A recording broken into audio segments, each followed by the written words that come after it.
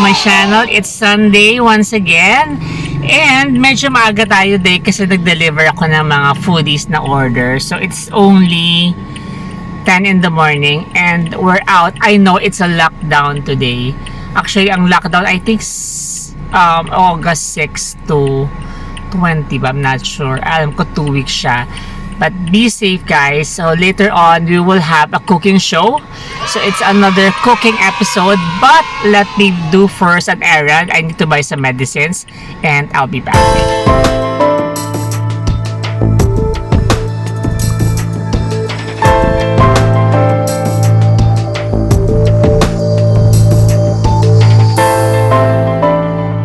And we're back.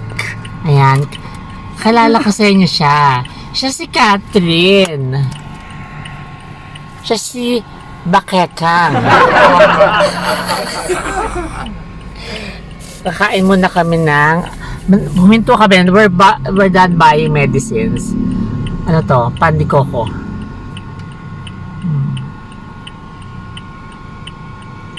Mag-hi ka naman sa channel. Hello. Mag-hi ka. Hello po. Mag-hello ka. Kasi magsalita. Ha? Mag-hello ka. Hello, good afternoon. Good morning pa. 11 pa man di ay. Yun, so I'll be back with my cooking show in 3, 2, 1. Alright, so medyo may katangahan ng lola nyo. Hindi ko napindot ang record.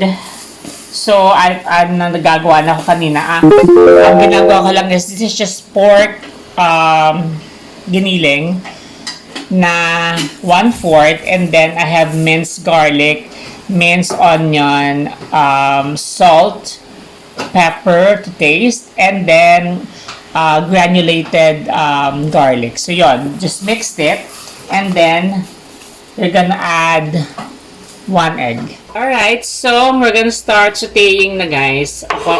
Onion first. Okay.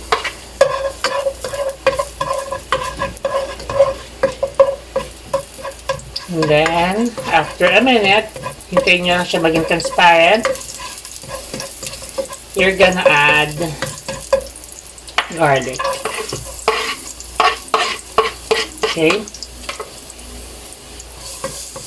Hintayin nyo lang siya kumamoy. It doesn't have to be super brown kasi kapag nag-brown siya, napait na yan. So, just wait for it na sa cooking, bukod sa nakikita nyo, amoyin nyo. Dapat na-amoy nyo na yung garlic at saka yung onion. Kaya ang tawag sa kanya, aromatics. Kasi dapat na-amoy nyo siya. Pag umaamoy na siya, then that's the time we add the ground pork. Okay. Ayan, ito.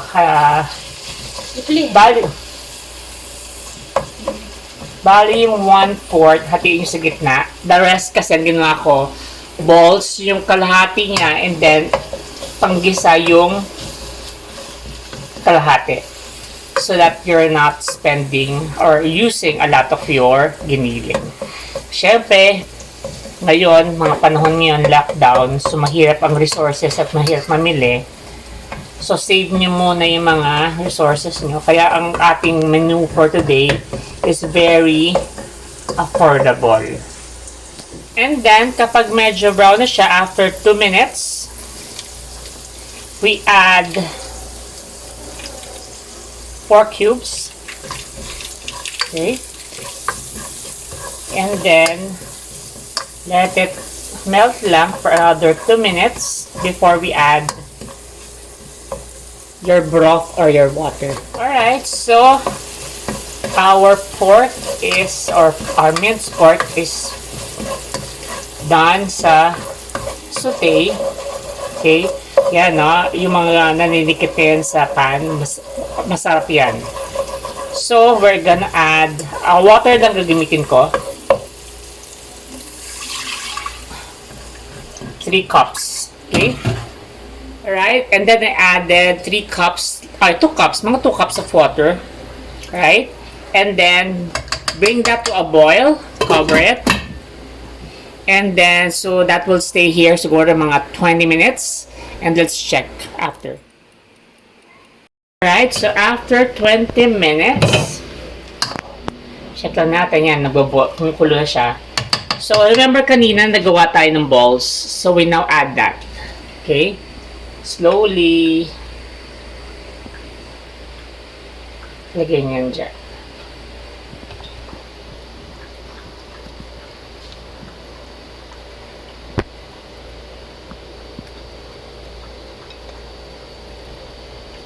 Let it boil sa broth ng soup nyo para maluto rin yung meat or yung meatballs nyo.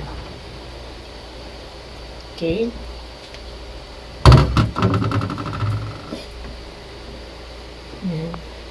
Cover it, and then this is another 15 minutes. And we start adding after around 15 to 20 minutes. You add na yung miswa nyo. I'm adding 2 packs. Nakapack naman normally ang mga miswa. Yan.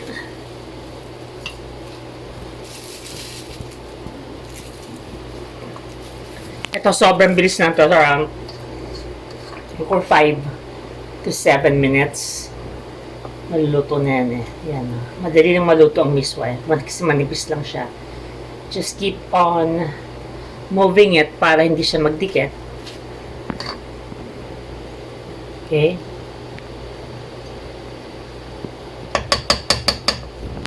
And then bring that to a bowl. And we're cooked. So, tikiman time. So, hustisya. Titikman na nila ang aking niluto. So, this is our bola-bola miswa. Miswa bola-bola. I don't know what you call it. Kasi, niluluto ng lola ko to. Hindi ko alam ang tawag. Pero alam ko siyang gawin. Yan. Titikman niya na. Nakikitikim si Chup Chup. Ayan. Yan. Si Catherine, titikman niya na. Ano ba? Tikman mo na. Go! Hustisyahan mo na. 3, 2. Yan. At ating miswa. Miswa Bola-Bola. Actually, iba nilalagyan ng patola yan eh. Patola ba or upo? I forgot. Patola, no? Ako, wala kami nun. Mahirap pumili. Actually, nagamit ko siya sa salad.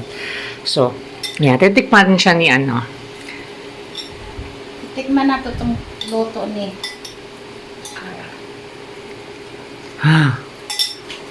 Good! Yummy!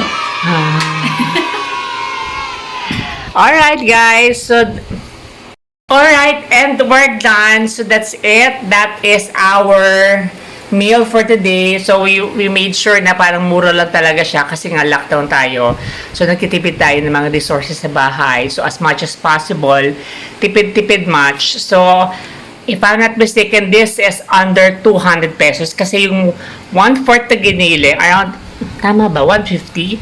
Tapos yung miswa, 6 pesos isa, dalawa ginamit natin, so that's 12 pesos. And then, ang sangkap lang naman niya, bawang sibuyas, that's it. And then po, salt and pepper, I'm sure may salt and pepper kayo sa bahay, diba? So, around 175 pesos, makakapag-dinner na kayo, and makakapag-lunch na kayo. And this is good for 3 to 5 people, I think, yun. So, that's it. Okay? I'll see you on the next one.